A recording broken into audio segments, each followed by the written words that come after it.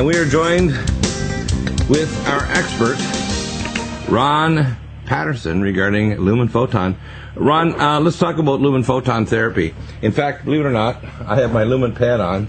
I've been doing some really heavy exercise lately, and to touch up some areas that I've kind of overdid it a bit, I guess it would be the word, I took my anti-inflammatories, tendon mender, joint performance, and Inflamex, and I slapped my lumen pad over the areas that I've kind of pushed it. Again, when you do tissue damage, you need to kind of turn off the inflammation with setting 7, and you put on Nico for healing the tissues. So tell us all about lumen photon. If somebody's been doing a lot of exercise, you don't want to reach to the bottle of ibuprofen. You want to take our anti-inflammatories, and you would like to zap on your lumen pad. In fact, it's a very frequent question we get from people. Yeah, and you can work. You can use it by, if you put it on the lumbar spine, lumbar 1 site, using our all-purpose setting. It's called Nico.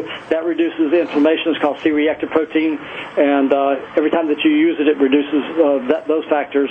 So that always makes it a little bit easier for the body to respond after that. So. Now you're talking about Nico setting, not setting number 7, right? Excuse me. Yeah, that's the Nico setting that does that primarily. Yes. Yeah, Nico setting over the first lumbar vertebrae. Right, which is down right at the waistline, folks. So it's really simple to use. You just put it right on the spinal area there where lumbar 1 is, where your adrenals and kidneys are.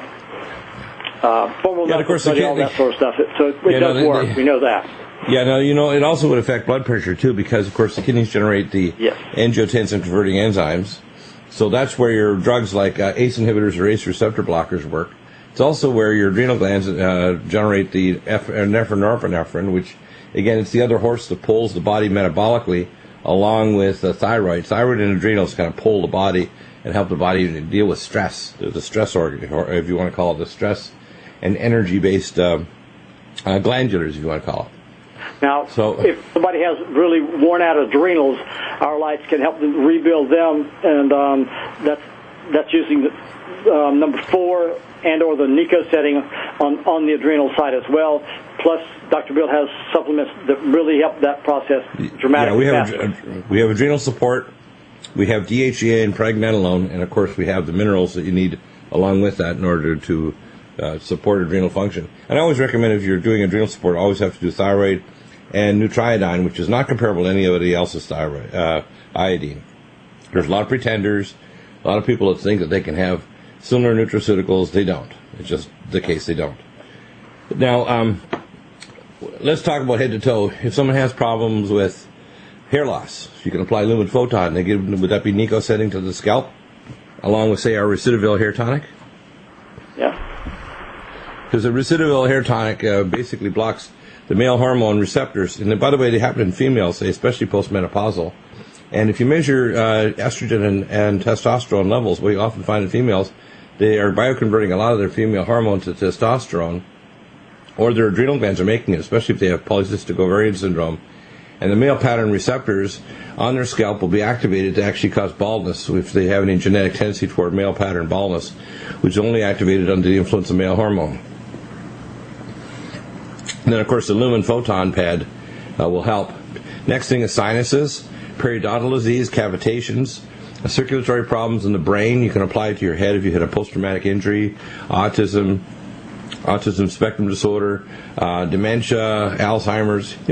I tell people, use a broader term, dementia, rather than saying Alzheimer's, because everybody says they have Alzheimer's. I said, you can't prove Alzheimer's unless you do a brain biopsy, and nobody's going to volunteer for that. Well, in those cases, the lumen on number 4, that increases the circulation, and if anything can make a difference for somebody in those situations, that brings more and more oxygen in the blood to the brain, and that's what's happening. The oxygen is not getting in there as it should be, partly causing these problems. And of course, you can use things there as well. So. You can also use your lumen pad in the oxygen chamber, in your hyperbaric chamber. So I have a hyperbaric chamber vertical grand dive, and I have a augmented so I can put another 10% oxygen in it with the oxygen concentrated from even flow. And then, of course, I have you can bring a power pack, a battery, and use your lumen pad from that. It doesn't take very much power actually to run it. So it's amazing how you can apply it to areas, and when you're having the hyperoxygenation hyperbaric oxygen plus lumen, you get tremendous benefits. So I love my lumen pad. It's like, wow. These are extremely versatile, and you can mobile. They can easily operate off of a cigarette lighter inverter in a car, and you don't need to buy one of the expensive ones. The $25 unit will just get one of the 3-prong plug-in, and that way you can travel it with it if you have bad backs. We never travel without ours because my wife has severe spinal issues. So get it, use it. You can't use it too much in those situations, and if you get one and you have other questions, give us a call here. And by the way, the number to call there, Ron, is 828-863-4834. Right. Now, how would you? I would say when you add the energetics and what I call the informational science of lumen photon, which helps the biophotons travel through your tissue and heal and regenerate, it also detoxifies. It also increases mitochondrial energy. So you mentioned a case we talked about in the last show where we had a gentleman who had congestive heart failure real bad, and he put it over his chest, and within a matter of minutes he was able to get up and move around his home. He wasn't cured by any means, and we don't use the word cure, but he'd improved. We know that also is great if you don't have, let's say, an infrared proline sauna, you can put it over the target organs. You can put it over your head, your heart, your legs, your feet if you have peripheral neuropathy. If you've got a bad circulatory area, say in your right leg because you've got a blocked artery or partially blocked, that they're considering doing a Dacron graft or a stent or something, you can actually just put it over there, take our enzymes like lumbrokinase, nattokinase, take our other vascular support nutraceuticals, which we can give you a full list, and over time, the lumen photon is going to speed the enzymatic opening up of that artery. Pretty amazing. Same with over the chest. If you have a problem with congestion. Take this very slowly, very small, like 5-minute increments, and see how you're doing, just to make sure that nothing else happens in there too rapidly. But it can be done very slowly and do it very, very quickly still. So.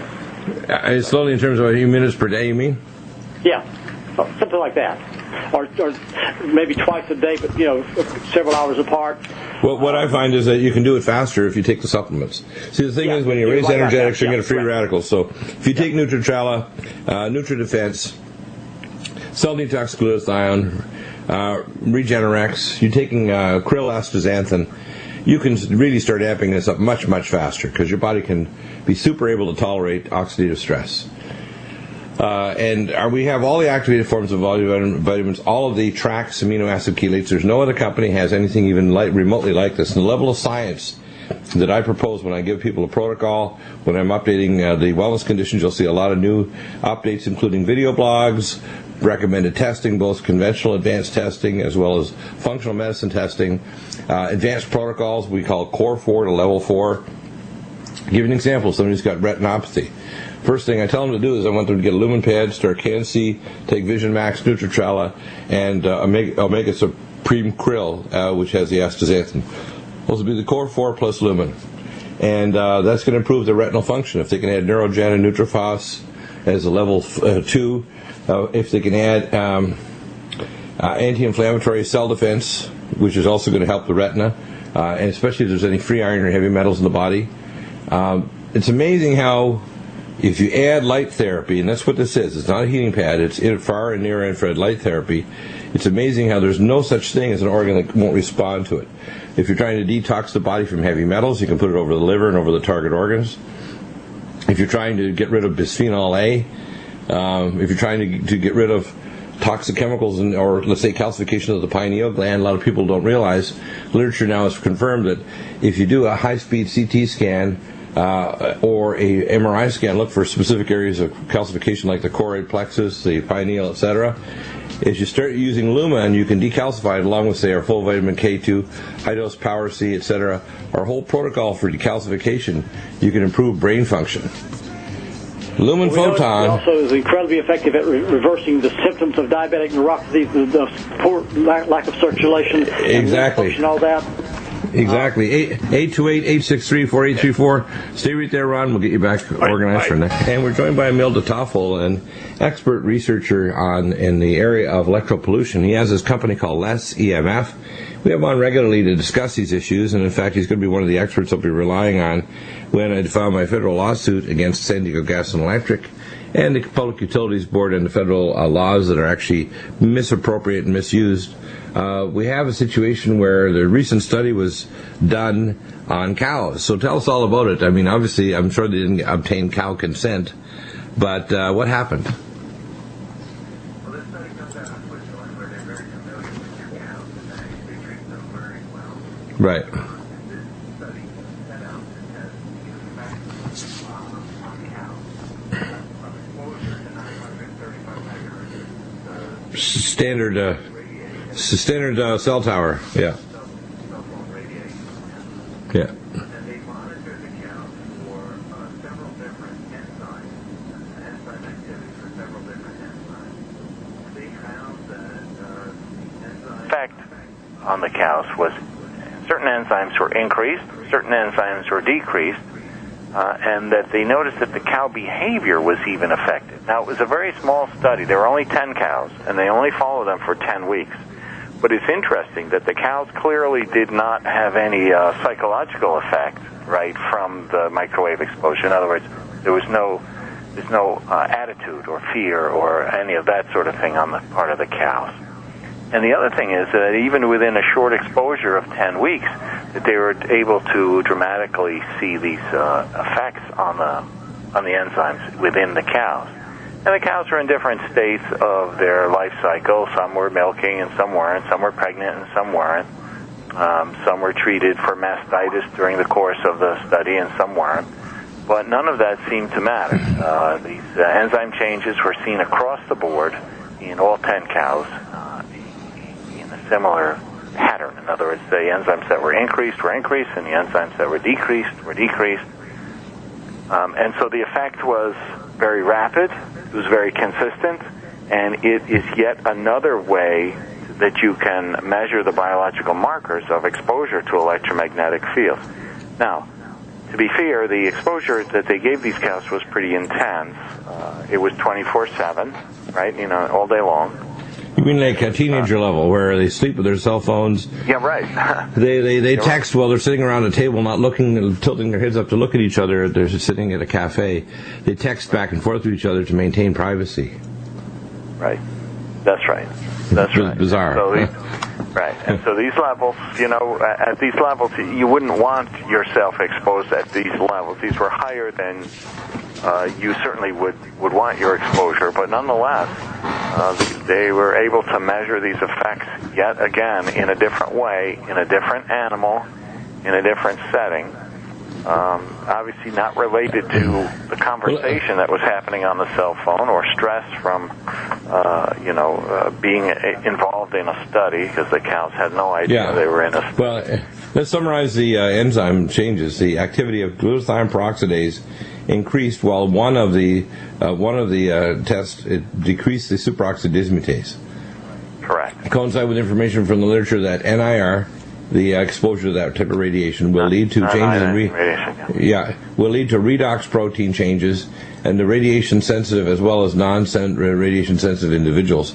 Now, if you actually test for polymorphisms, and we talked about this in the last few shows, and we have some literature we're going to be posting up from the published at the National Library of Medicine now. These are major published medical and research journals. It shows that there's genetic polymorphisms that put you at higher risk of radiation. It doesn't matter if it's ionized radiation like Fukushima or Chernobyl, or whether it's ionized radiation from your cell phone. Also deficiencies. If your body's selenium deficient, you're going to be more easily oxidized in these redox proteins, and your ability to adapt to the ionizing radiation is going to be, you put you in more harm's way.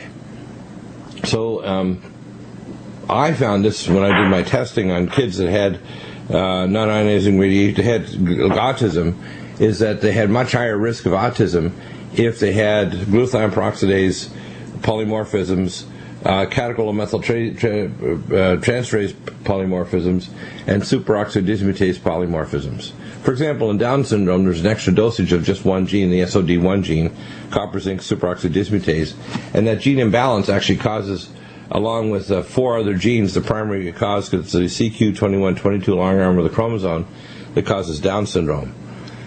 Gene imbalances can do it too. So what we're saying here is, depending on your genetics, your nutrient imbalances, and the level of toxic load that's blocking enzymes, you can be at much higher risk of developing electrotoxicity from non-ionizing radiation. That's pretty bad, isn't it? It's pretty bad news. It is pretty bad news. Some of those things you can control, and some of those you can't.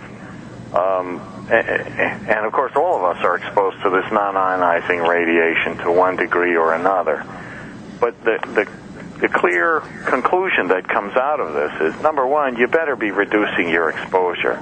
Number one, right. First and foremost. And in order to do that, you need to know what your exposure is and what your sources of exposure in your particular environment, in your home, in your workplace, in your child's school. You better know what they are. Number two, then, you need to do what you can to reduce your exposure, eliminate those sources, shield yourself or shield the sources.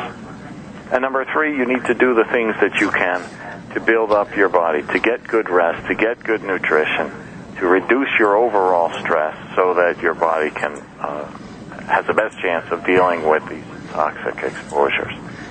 So there's no question that these are here. They're demonstratable. It's not inconclusive anymore. It's not debatable. These things are for real.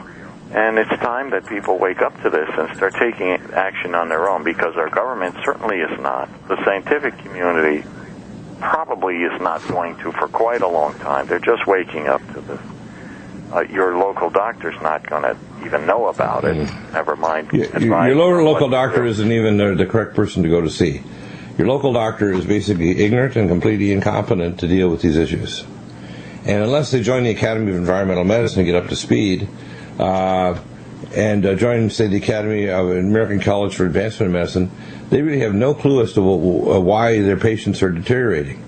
And the problem is most 21st century diseases are going to have a component of toxins in their bodies, electrotoxins, incapacity because of polymorphisms, and poor nutrition combined with things like GMO food that has all kinds of weird things done to it that really isn't good for you. Yeah, food that's no longer in the natural state that our bodies were designed to intake.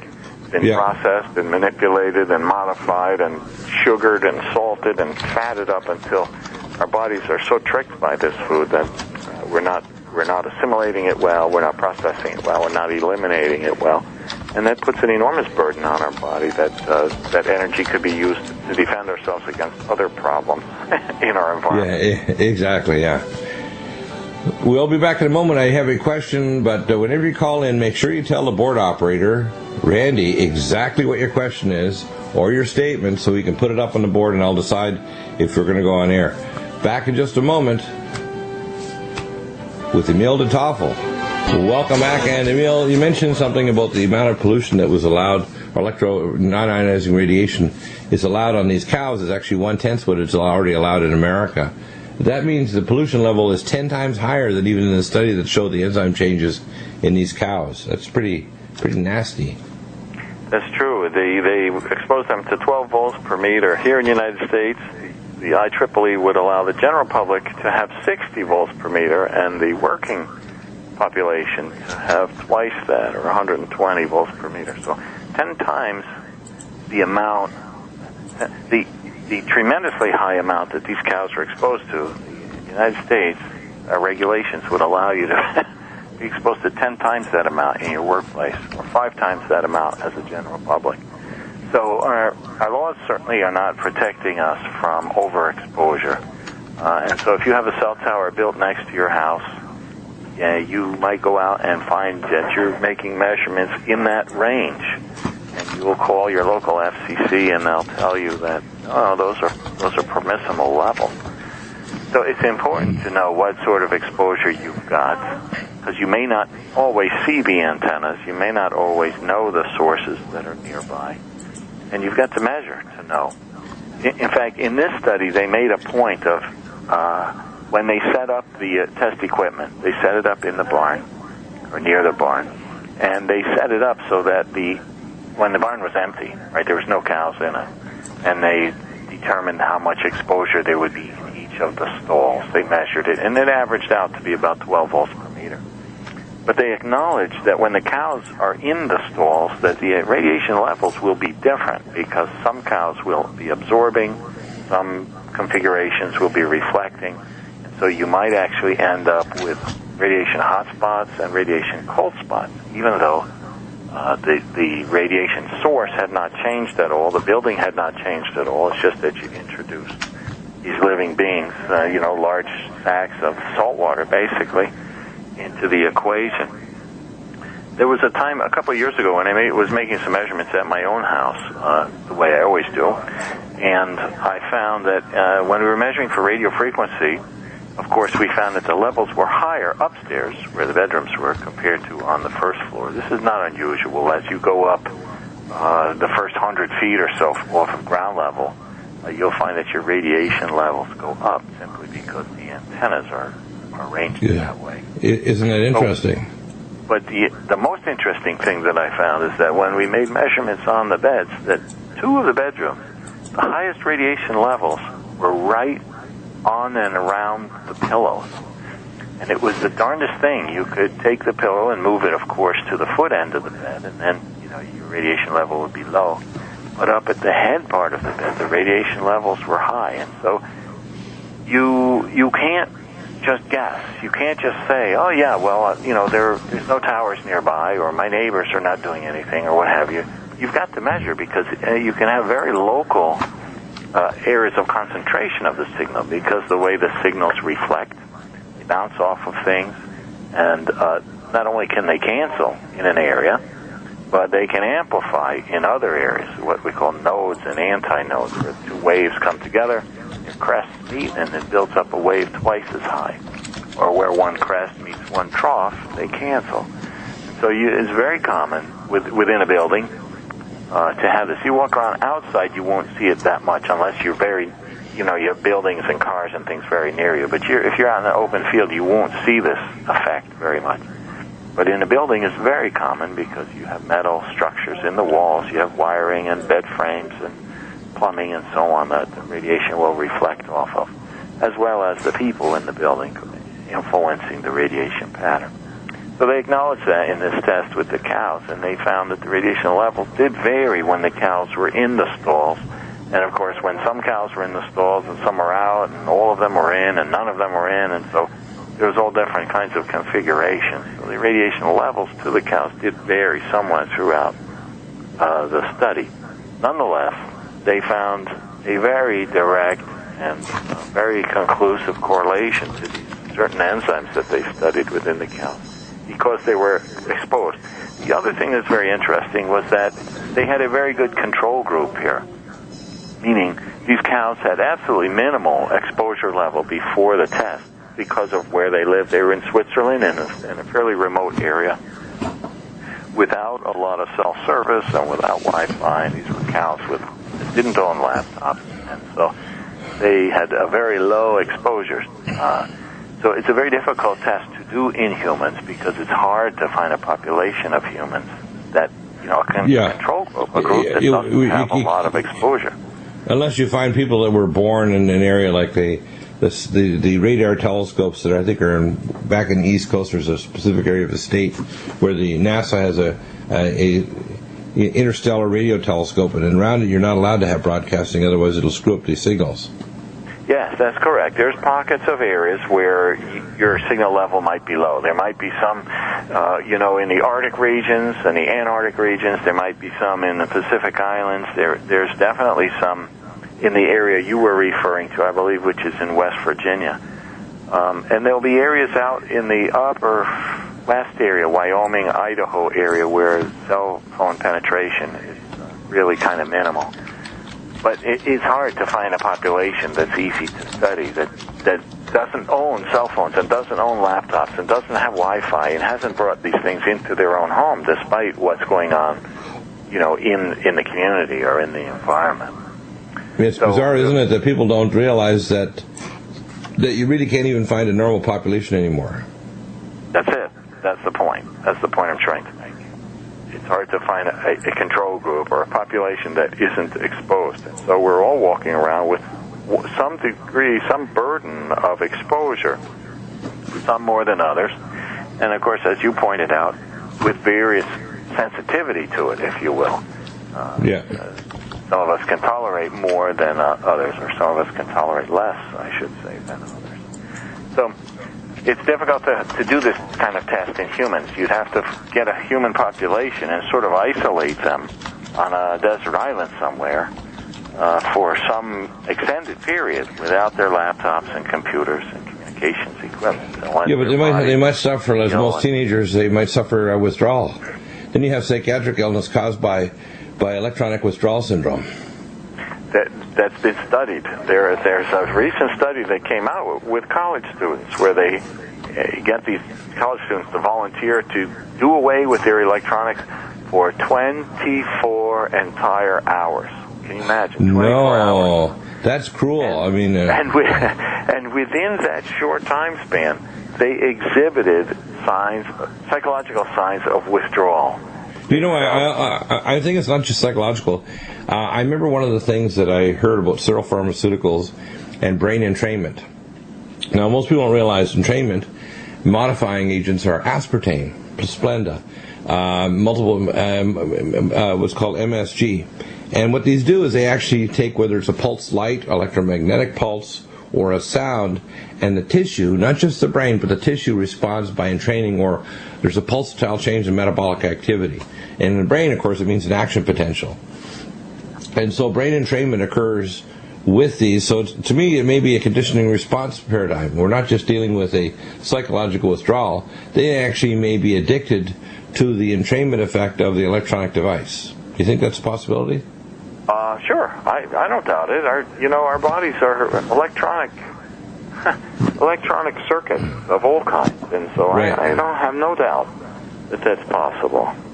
Yeah, it's bizarre. I mean, have you heard about the orange crazy spiders that crawl into the junction boxes down in Texas, and they fry the lines, and the linemen are up there saying, "Darn it, more spiders!" And they go up and pull the box apart, and there's like thousands of spiders there getting shorted out because they love the electromagnetic frequency pulse of the electricity, and it attracts them like crazy.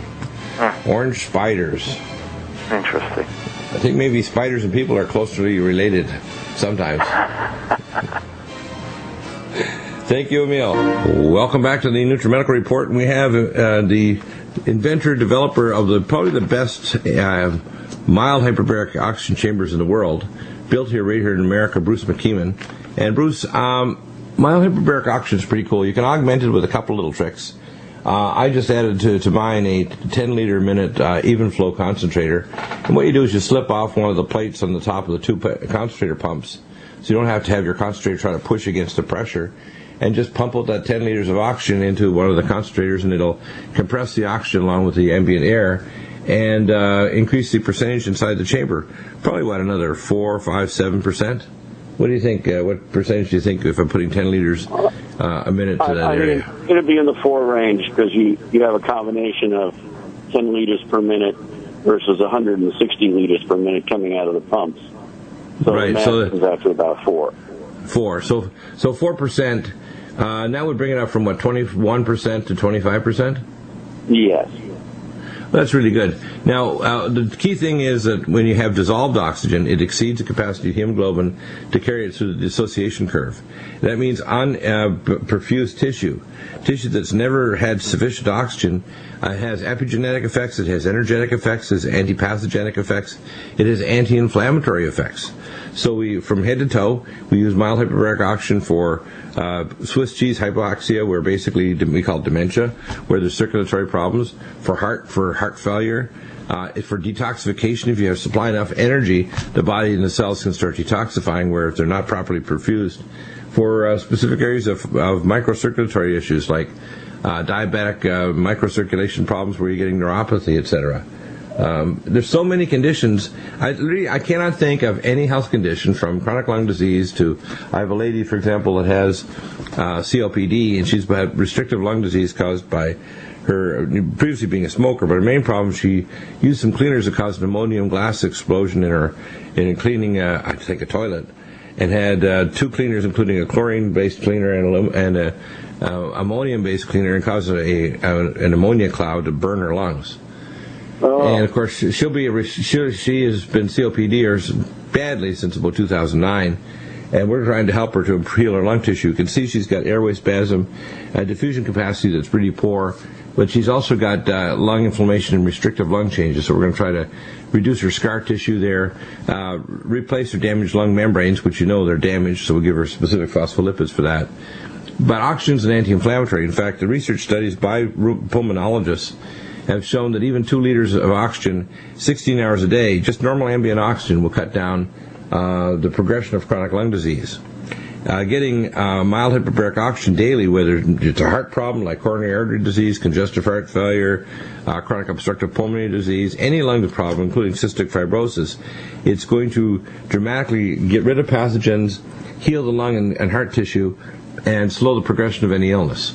So that's a really important factor. Any problem with periodontal disease, getting the oxygen to that bone is going to reduce the chances of the osteomyelitis spreading, especially if somebody's got a reaction against, say, some foreign metal or machining oil when they put in, say, titanium posts or other things. People have got chronic aspergillosis in their sinus cavities. They're trying to clear it with antifungals like our Allicin Med, Nutrimedical, Silver 100 nasal spray. So virtually every health condition you can think of, from autoimmune disease to cancer to colitis, cancer cells don't like oxygen. They're basically in an anaerobic state. So taking mild hyperbaric oxygen is a cancer preventive and an augmentative treatment. If you're taking, we call integrative gene-based cancer therapy like the Brzezinski Clinic along with our nutraceuticals, taking mild hyperbaric oxygen will help you fight cancer, help you fight inflammation, spinal arthritis, spinal stenosis, peripheral neuropathy, chronic fibromyalgia, which is an energetic problem of your muscles. So we add IBS care, mitocarnitine, acetyl-L-carnitine, CoQ10, ubiquinol, and, of course, oxygen. So let's talk about the technology. Yours is the most ergonomic, so those chambers that you make are brighter, lighter, stronger, easier to transport and set up. They can have the speaker walls, active speakers. You have a chamber measurement meter that actually tells you what the pressure is like in the chamber. And because of the windows and the vertical design, you can get a vertical grand dive like mine, and you can sit in there with, I have a conductor's chair and a small triangular chair as well as a computer desk. So I can get inside there and do work and listen to music and relax while I'm getting oxygenated. It's just quite amazing, isn't it? Yes, it is. And the key to any manufacturer is to listen to their customers, to go out and visit them, to watch them use it and go, gee, I thought that was simple. Let me make these minor changes, and now it's much easier to use. Yeah. As you and I have discussed many, many times, if it's not easy, comfortable, enjoyable, it'll sit in the corner, and sitting in the corner will help no one. Right. And one of the other articles I just pulled up here is a 2002 article on treatment of neurologically impaired adults and children with mild hyperbaric oxygen. This means post-stroke, post-ECMO, which is heart-lung bypass machine, which is causing neurological impairment, post-traumatic brain injury, autism spectrum disorder, any form of mental retardation, including Down syndrome. Mild hyperbaric oxygen helps. And delayed neuropsychological sequelae after carbon monoxide by getting hyperbaric oxygen. I mean, we use this all the time. It's a standard treatment. So hyperbaric oxygen therapy, and it's interesting, even oxygen toxicity from full 100% oxygen, the treatment is mild hyperbaric oxygen. It's pretty amazing, isn't it? Yes, it is. And the whole concept on having the lower pressure to dissolve 30% plus more oxygen into the plasma, the brain fluids, the spinal fluids, the lymphatic system, to get where the body needs the oxygen is just so wonderful, and it's so simple. That's what I really love about it. Right. Diabetic ischemic foot ulcers, mandibular osteoradionecrosis, if somebody's getting head and neck radiation for, say, cancer of the head somewhere, to prevent radiation to induce damage to blood vessel walls and bones, osteoradionecrosis, the treatment is mild hyperbaric oxygen. I just can't see any health condition where anybody says, will it help me? Of course it will. We're not talking about the word cure. We're talking about help. Whether it's recanalizing arteries, if you take our enzymes, lumbrokinase, nattokinase, because I never recommend Xarelto or Coumadin or Lovenox. I recommend that you take oxygen, you take all our nutraceuticals, heart and blood vessels, and mild hyperbaric oxygen. And, the hyperbaric oxygen helps along with things to mobilize bisphenol A and other toxins, say, in the heart if someone's got heart problems. It helps to get rid of free iron if you take our NutriDefense, Kelar Max, and our ultra-liquid zeolite. But you need the energetics in order for the systems to work. once you get the hyperbaric oxygen in there, even for an hour a day, it makes a tremendous difference, doesn't it? So the right combination of nutraceuticals. It could be like the wall of China along the California coast to prevent the effects of the nuclear reaction in Tokyo. Exactly. Yeah. In fact, when you're taking mild hyperbaric oxygen, it'll counteract some of the effects of radiation. We know oxygen is important to block radiation effects because ultimately it's free radicals, and oxygen is an anti-free radical molecule, if you want to call it. So it's a neuroprotective against even things like subarachnoid hemorrhage. Mild hyperbaric oxygen, this is what research done even in rats. 2005, I pulled up this article. Traumatic brain injury. There's so many conditions. People say, well, can it help my colitis? Can it help my autoimmune disease? Yes. Along with our ways of getting rid of and reducing cytokine levels, high-dose power C and full vitamin K2, allergon-alar block, maligna block, which we'll use also in malignancies to change the anaerobic metabolism, shut down anaerobic metabolism so the cells go aerobic again. Because cancer cells and autoimmune cells basically are going anaerobic. There's an abnormal crosstalk between the cell nuclei and the mitochondria to shut the cell down to an anaerobic or partially anaerobic state. And that's where oxygen makes a tremendous difference. It turns tissue back that's going anaerobic back into aerobic, which turns off autoimmune conditions and cancer or precancerous cell changes, which are gene switches. So oxygen switches the genes on that make cells become normal again. If they want more information, how do they contact you, Bruce? The number again? The number is 612-325-8243. And by the way, if you contact Bruce and you want to talk to me as well, mention when you call Bruce at 612-325-8243. I will contact you. They'll send on your information to me. We can do a three-way call if you want to discuss if it'll help your health condition for yourself or your relative. They should be in every NFL team, every sports stadium where they're doing headbutts. I saw that on the FIFA World Cup when I saw these guys cracking their heads together. There was a lot of concussions. They had no helmets. I couldn't believe it. Yeah, and they went down hard. Man, these guys are cracking their skulls against each other with no padding, nothing. It was amazing. Who says that soccer is so non-violent? Exactly. Thank you, Bruce. Back in a moment with hour number 3.